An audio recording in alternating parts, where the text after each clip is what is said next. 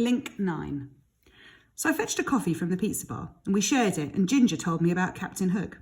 Seems this guy, Probyn's his real name, buys 6 beat-up old narrowboats a few years back for a song, intending to do them up and hire them out for canal holidays.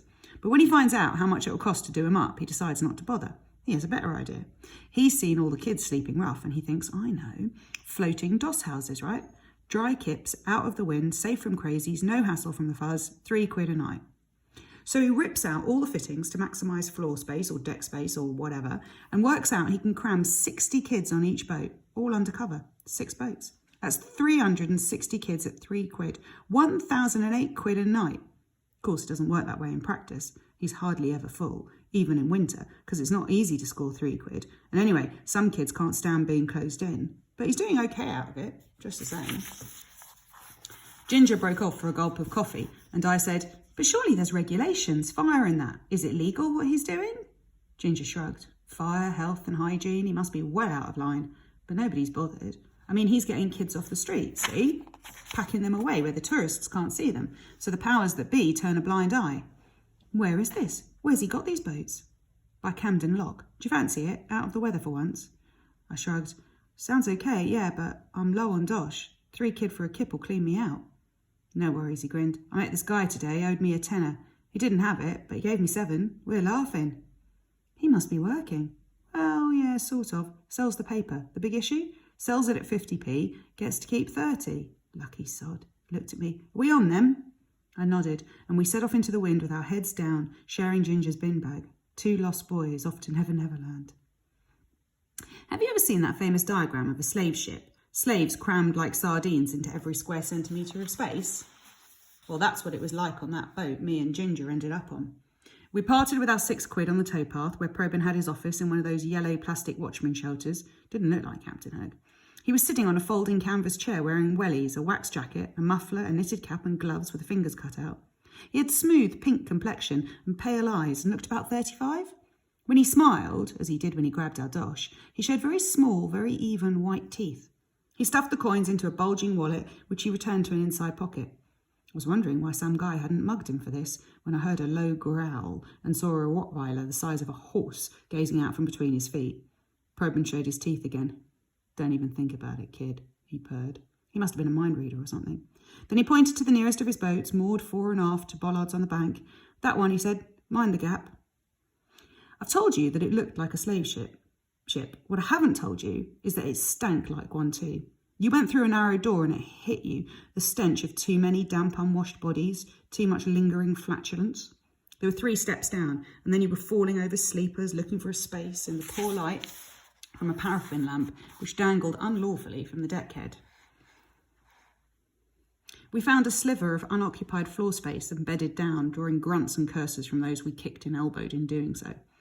One thing, though, it was certainly warm, and you weren't straining your ears all the time listening for potential assailants. The boat rocked very gently on the water, and once you stopped noticing the smell, the whole thing was quite pleasant. It's amazing how resilient wooden planks feel after lying night after night on stone. I dropped off almost at once, and I dreamed I was sailing my yacht through blue tropic waters of breathtaking clarity under a cloudless sky, while Vince hurried back and forth with long cool drinks for me, and my rat-faced former landlord cooled me with a peacock fan. It was terrific while it lasted, but waking up was a drag. Has it ever really struck you how much money people waste buying crap? I never really noticed until that Saturday after our night on the boat, when me and Ginger walked around the market. Camden Lock Market's famous, apparently. I'd never heard of it till that morning. It's right beside the canal, a big site crammed with shops and stalls flogging all sorts of fancy stuff. Hats, jewellery, T-shirts, mirrors, candles. Candles, for Christ's sake. You name it, they've got it. A lot of the stuff's ethnic, Indian and so on, and they burn joss sticks all the time, so the whole place smells of incense. It's only their weekends. Attracts thousands of people. Anyway, me and Ginger walk around and he says, no shortage of dosh here, Link, my old son. Money to burn. Breaks my heart how they chuck it away. Look. I look at where he's pointing and see fat rainbow-coloured candles at £4.20 apiece. £4.20, he laments. They'll refuse you 10p towards a cup of tea and then spend £4.20 on a bleeding candle. Makes you weep. I chuckle. Well, why'd we come here then, if it upsets you so much? He winks. Facilities, old son. Come on. I followed him up some steps and a walkway, and there were these immaculate toilets. We used the lavatories and had a proper wash. Ginger even washed out a pair of Y-fronts that he produced from his pack. People were in and out all the time, but nobody paid us any attention. I must have used 16 paper towels drying myself, but I felt a whole lot better afterwards. We were sipping scalding tea in one of the market cafes when 3 kids came in. Ginger knows them, calls them out, and they come and sit with us. 2 guys and a girl, all with their packs, and that grey zombie look you get from living on the street.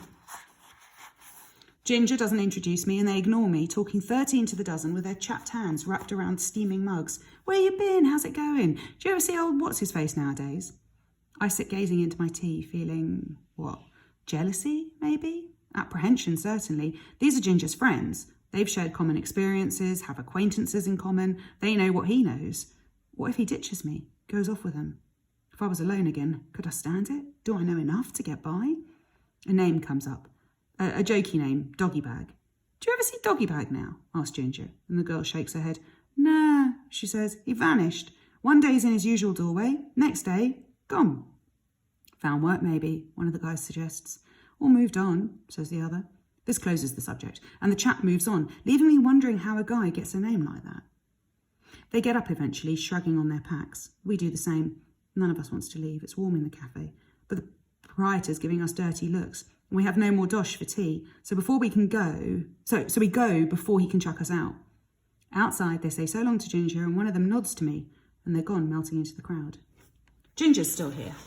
And because I'm glad, I smile and say, the guy you asked about, why do they call him Doggy Bag? Ginger grins.